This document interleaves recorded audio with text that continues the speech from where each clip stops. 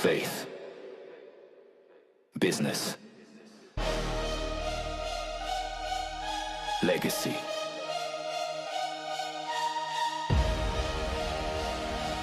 Welcome to Strategies for Success. Hey guys, and welcome back. Welcome back. I'm Tyler. I'm Trav. Today we're talking about accountability without crushing culture. As always, we're going to start out with the scripture. Our scripture is found in Proverbs 27:17. My favorite verse, by the way. It's a great verse. Iron sharpens iron, and one man sharpens another. Yeah, this is one of my all-time favorite verses. I love that, especially with being in boys ministry and trying to encourage men to get in the good fight. Mm-hmm. And I believe that truly is the case. I grew up in church my whole life, and as I started getting around other men, I thought, I want to be like that guy. And the men that were mentors and disciples to me were just disciples of Jesus that were pointing me to what it looks like to be a godly man. So I want to share a story. There was a coach, this one's right up your alley, Tyler, Yeah. who took over a team that had lost more than it had won. The morale was low. Standards were lower. On the first day, he stood in front of these grown men. He held up a football and he said, "Gentlemen, this is a football." It wasn't an insult. It was a reset, because accountability starts with clarity. He didn't just yell and tear people down. He demanded excellence to build them up. And that team went on to become the greatest in history. Do you know who it was, Tyler? It's Vince Lombardi. Yes, it was Vince Lombardi. Yep. One of the all-time great coaches in National Football League. So I'd say he's definitely got some good lessons to learn on leadership and accountability for sure. Yeah, absolutely. So the accountability model, we're going to go over a few points here today.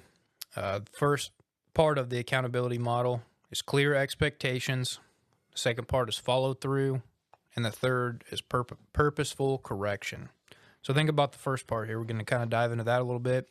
Clear expectations. Now, I'm sure we can all think of a moment where if you were a leader or if you were getting led in a situation and you had unclear expectations from you or the other person in the situation, what tends to happen? It's not good. Chaos. Yeah, it's not good.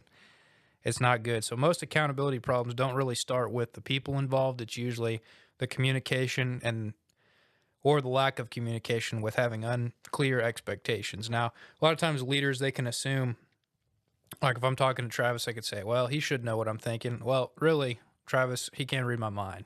Nobody can read each other's minds. So it goes back to communicating properly, setting those clear expectations. And if I have something in mind, it's pretty quick and easy to just say, hey, this is what I had in mind. Yeah, I agree. Yep. We were getting ready for this.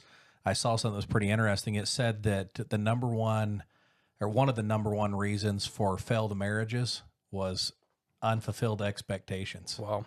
Isn't that crazy? And so Yep. two people that just don't communicate, probably even love each other more than likely, and then they just don't communicate the expectations. So people don't know what they are supposed to be doing. Right. And that's in a relationship. So just think about how probably less we communicate on the job site. Oh, yeah. Yeah, and I found myself thinking, sometimes I don't want to insult someone's intelligence. So I'm like, hey, this is what I want done. And I may have a specific way I want it done, but I'm thinking to myself, well, they're an adult. They should be able to figure it out. And that's not really the case. It's not a big deal, not insulting anybody to say, hey, this is what I want done, and I'd like you to do it this way. Now, I maybe don't have to get nitpicky and tell them every small detail, but telling them how you want it done, that's going to be simpler because of that explanation. If I don't tell them how I want it done and then they don't do it like I want it done, then that's my fault. Yeah. Because I didn't tell them. Yeah, you got it. Yep. So here's a couple ways or examples of what clarity can look like. Now think about what success actually looks like, what your standards are for certain things, or even the way you live your life on a daily basis. What's expected daily, weekly, consistently? What do you expect out of yourself? What do you expect out of others and your team? And what are your expectations of what you want to accomplish? If those aren't clear, then that can be a serious problem. Now, I'd say I like to relate a lot of things back to sports. If you're starting a season and you got 10 games and your coach's goal is to win 10 games, but the player's goal is to win 5, that's going to be a pretty big problem. You know, you don't have the same expectations, then you can think, well, if we win every other game, we're doing good, whereas the coach is not going to think that's the case. As you were going over this, I was thinking about in Forrest Gump, and they hand him the ball and they tell him to run, Yeah. but they never told him to stop, you know, and he just keeps on running right out the Runs stadium. out of the stadium. Yep. Clear expectations of where he was supposed to go and the direction they were headed, but never told him to stop. Oh, yeah. And think about Travis and I both come from a sales background a little bit, so I've seen this happen with customers as well. You talk to them and they think, you know, say it's something small. We sell equipment, something small like delivery. Well, if I'm expecting the customer to pay for it and they're expecting me to cover that and we never discuss it, then that could be a problem. Yep. And then turns out to where something that I don't think is a problem, then it gets the customer all fired up, and it was just because we didn't really express it clearly. I guess it just didn't communicate it. That part didn't come up in the conversation. So I'd say as you get older, live and learn, a lot of that stuff, it's just easier to say it. Yeah, I mean, when you're having a conversation with somebody, a lot of times they're hearing it from their perspective, and you're saying it or hearing it from your perspective. And at the end of the day, if he doesn't make it simple and clear, easy to understand expectations, it's really easy for two people to hear totally two different things. Oh, yeah. You're going to have your own perspective on things, and it could be totally different. And think about confusion kills performance faster than anything. So if we're back to, I'm not trying to beat a dead horse here, but just trying to make it as simple as possible. Think about if I say, man, I'm going to go work hard today, and Travis says he's going to go work hard today. What does that mean? Exactly. I mean, that could be totally different definition. So I feel like there's a lot of times where people aren't intentionally trying to do something wrong. If you're in a leadership situation, a lot of your team may not be intentionally doing something wrong. They just don't know what you want them to do if you haven't told them. I agree 100%. And on to the next part of it, we're going to talk a little bit about follow through. Now, this is where a lot of leaders fail. They may say it, but they don't reinforce it. They could be good at setting the expectations and being super clear about them, but if they don't check on them or they don't reinforce it, or, you know, if you don't ever check to make sure it follows through, then what's the point of even setting the expectation? Most of you know my dad was my boss for several years, and he had told me something. He said, you know, that one of the Peter principles, that the job will extend to the time allowed. So it's kind of like you say, hey guys, I need you to get this cleaned up. Okay, and this falls back on expectations, but also expectations lead right into the follow through, right? Yeah. So you say, hey, this needs to get cleaned up. A month later, you go back and say, guys, I thought I told you to clean this up. Oh yeah, we're working on it. You know, but maybe it need to be done in a week. And I've even learned to give myself a little bit of a cushion. So if I'm going to tell a customer his tractor is going to be ready, most of the time I'm going to say, hey, listen, looks like, you know, it's going to be 5 days. So I'm going to tell a customer, we're trying to have this knocked out in 7 to 10 days. You know, just give yourself a little bit of good expectations. It's way easier to call that customer and say, hey, we got it done a little bit early. It's not so fun to call them and say, hey, by the way, we're going to need another 3 or 4 days. The old under promise, over deliver. You got it. You got it. Yes. Follow through is key, though. Yeah, follow through is key. And what you don't enforce, you approve. Now, I remember seeing a video of Nick Saban talking. For those of you who don't know, he's one of the best, probably the best college football coach of all time. And he was just talking about the accountability aspect. And if you didn't call people out for doing something wrong, you may not think it's a big deal. You may be just thinking, I'll let it slide. But he said everybody else notices that. And when they notice that, you're really just saying, if you didn't call them out on it, then how can you call out the next guy for it and the next guy? And so it can just kind of snowball from there. Then you get the old, you're playing favorites or something like that. Exactly. And think about it. If there's not a good amount of follow through, if you don't follow through on your expectations or make sure that others follow through on your expectations, your standards can drop, the respect for you can drop, your culture weakens. And I know a lot of times it is very difficult. Sometimes it's an uphill battle when you got to change your culture, thinking about you're trying to improve your culture.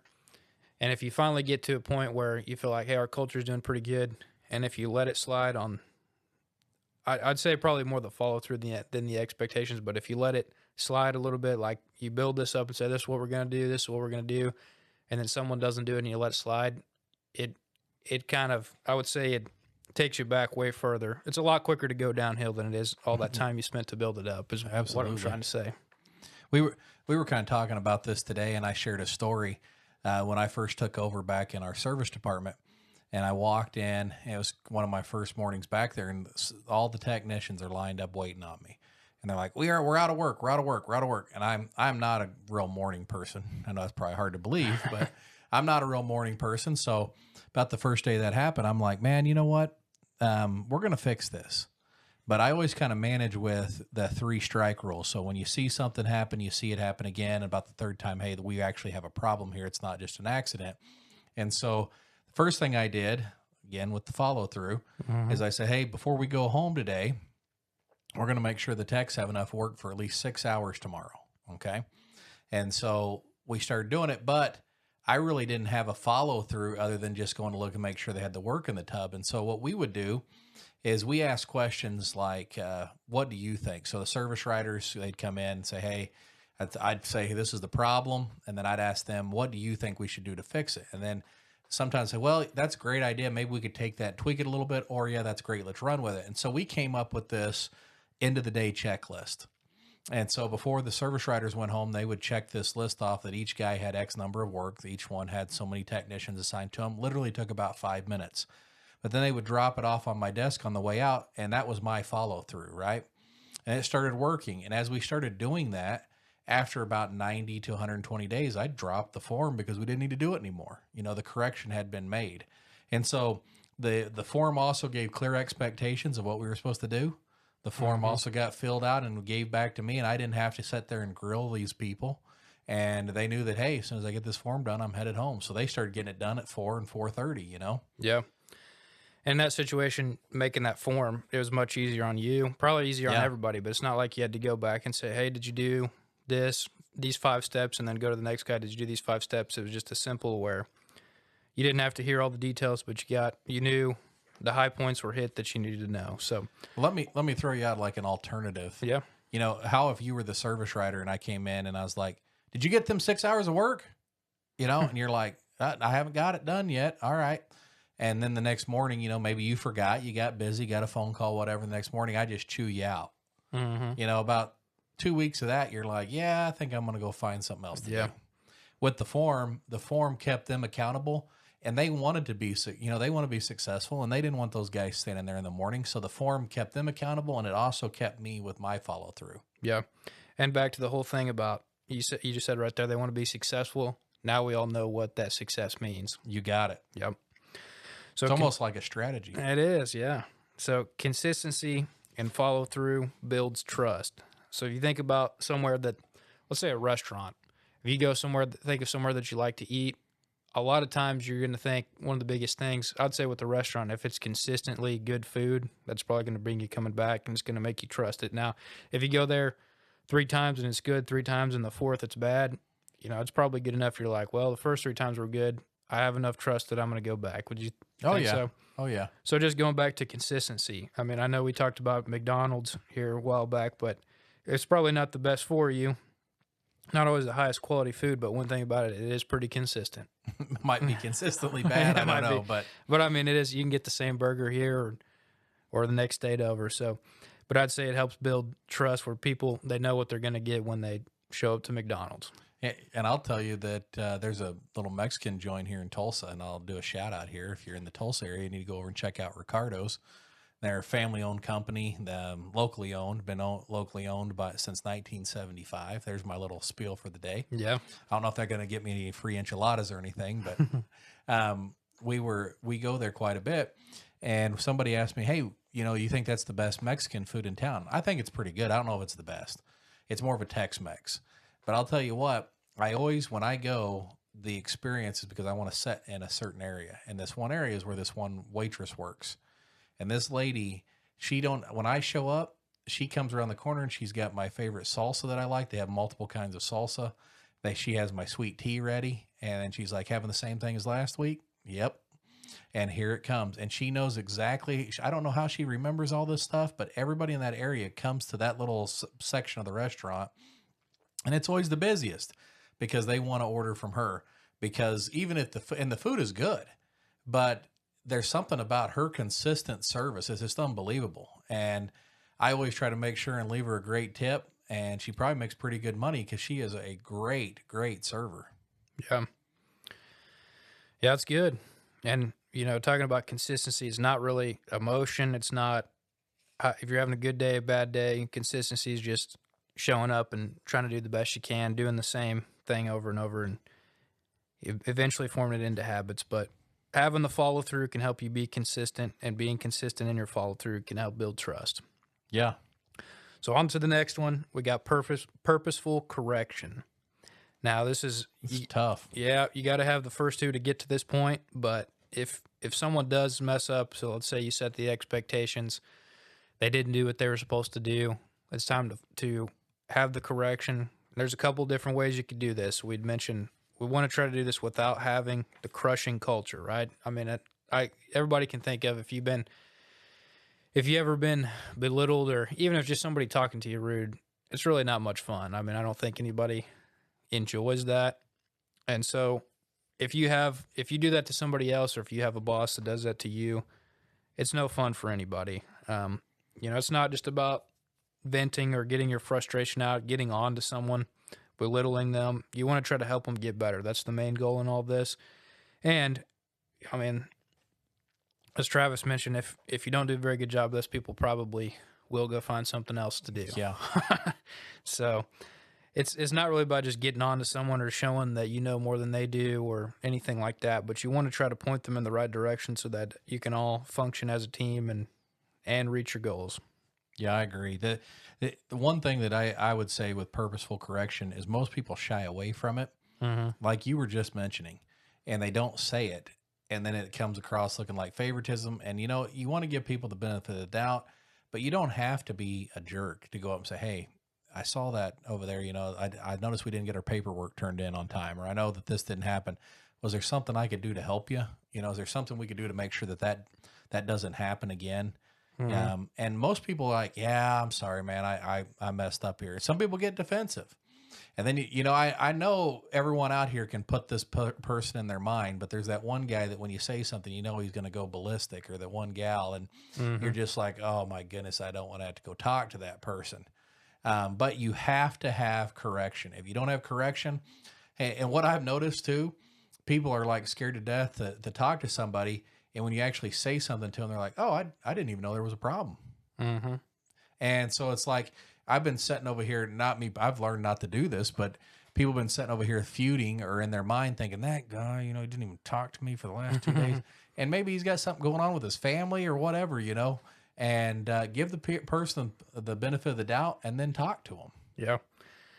Yeah. And as you mentioned, sometimes it is easy to get stuff built up in your head to where that's going to be a big deal. But if you say it in a nice manner, it probably shouldn't be a big deal. Now, if you're going to go get in a screaming match with them, then you probably have to get a little more hyped up to go do it. But doing it in a as peaceful as possible, and just trying to show, if you're looking at it from a team aspect, you're all trying to get better. And back to the point of, if you do tolerate one person not pulling their weight, it's kind of like the weak link in the chain, and it's just not good for the whole team. Yeah, I agree 100%. You've got to be up on the correction. You got to talk to people. You got to let them know the expectations. And then you got to let the rest of the team know that, hey, we're working on this together. And calling somebody out and belittling them in front of your whole team, that's not what we're talking about. Just be real clear there. Yeah. I think I've seen it. I'm sure Travis has seen it too, even with the boys ministry. There's a lot of times where if you do set the expectation for a certain thing, like, if we're in the classroom and we say, hey, we need everybody to be quiet.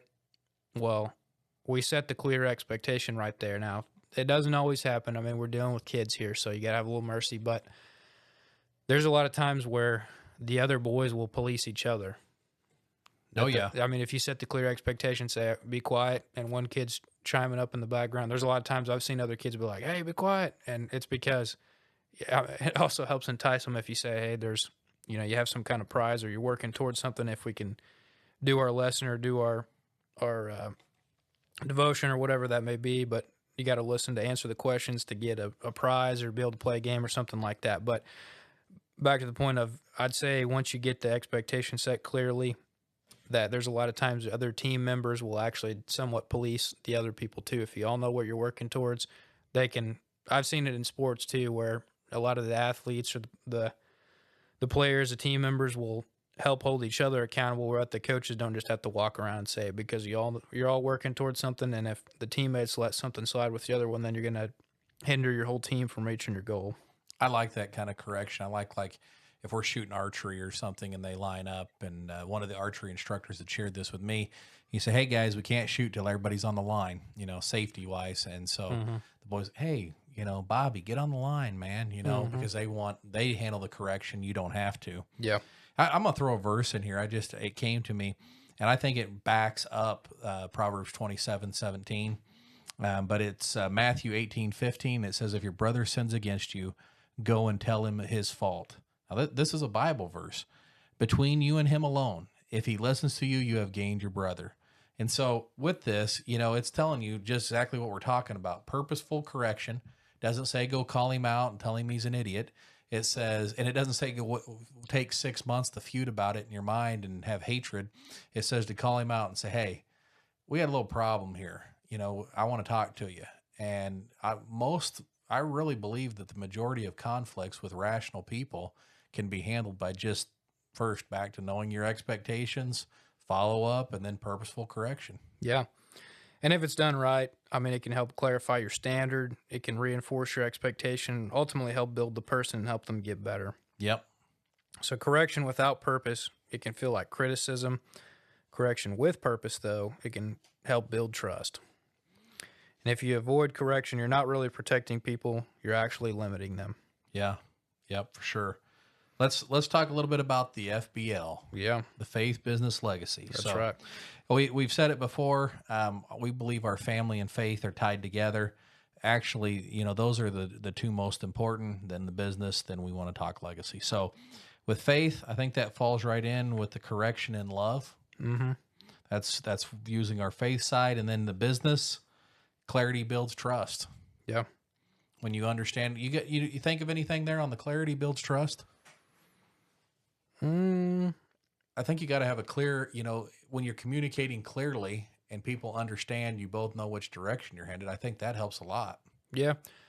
With work or anything, I think if you, as a leader, if you can try to be as consistent and clear in your expectations, then say from the employees side of things, your customer side of things, even your side of things, like if you show up to work that day, you kind of know what to expect. If you show up and you think, I don't know what kind of mood this guy's going to be in, I don't know what this or that, or what situations or new things that arise, how that can impact everything. If you can try to be as consistent and clear in your expectations as you can be, then a lot of that other stuff doesn't really affect the root of it. Yeah, and you're not always going to get it right. I promise you. We've messed up enough on our own. Oh yeah. But that just tells you, hey, we're going to grow from this. So, and sometimes you can be clear on something, and then you realize over time, what you thought would fix it would not fix it. So now you got to be clear on something else. Sometimes you got to be clear that you made a mistake. Exactly. Yep. Exactly. But all right, hit us with the legacy. The legacy, ultimately, you want to grow through your challenges. So we're all going to be faced with challenges. There's going to be a lot of tough stuff happening to everybody, but you ultimately want to grow from it and try to take the positive things out of it and grow to becoming a better person and helping those around you from those challenges and from the stuff that you've gone through. If you think of any of your favorite sports movies of all time, almost every one of them start with some great challenge that they're going through. Mm-hmm. And then that leaves a legacy because of what they were able to overcome. Yeah. Yeah, really any story or movie, book, whatever, you got to have some sort of conflict to make it interesting. Oh, yeah. You rise from the conflict. Exactly. So here's a diagnostic question for you to ask yourself. What am I avoiding? What am I avoiding? What is there conflict that I'm avoiding? Am I avoiding setting these goals? Am I avoiding the follow-up? What am I avoiding personally? And you fill in the blank there. Yeah. I'm sure we can all think of at least one thing there. Tyler, it's time for the challenge. It is. So the challenge for today, identify a person that needs some guidance and encourage them and guide them through direct conversation. Yep, and I like that it said direct conversation. Yeah, can't avoid that one. Yeah, don't beat around the bush. You don't have to be rude. But be direct and say, hey, look, I'm here to help. How can I come alongside you and help you in this situation? And I'd add a little bit to that. I'd say Travis kind of mentioned it, but doing this in like a group setting or calling someone out, that's kind of embarrassing or kind of rude, I think. So just think of somebody that needs some guidance or correction. I'd say approach them in private and just do it in a loving manner, of course. Yep, you got it. So, guys, you've been here and listened to the podcast with us, and we've laid out the challenge, and now it's time. Now it's time to execute. Strategies for success. We lead, we build, we bless. Faith in the fight, a vision inside. And legacy is our quest. Strategies for success. With courage we invest. Faith, business, legacy. That's our strategy for success.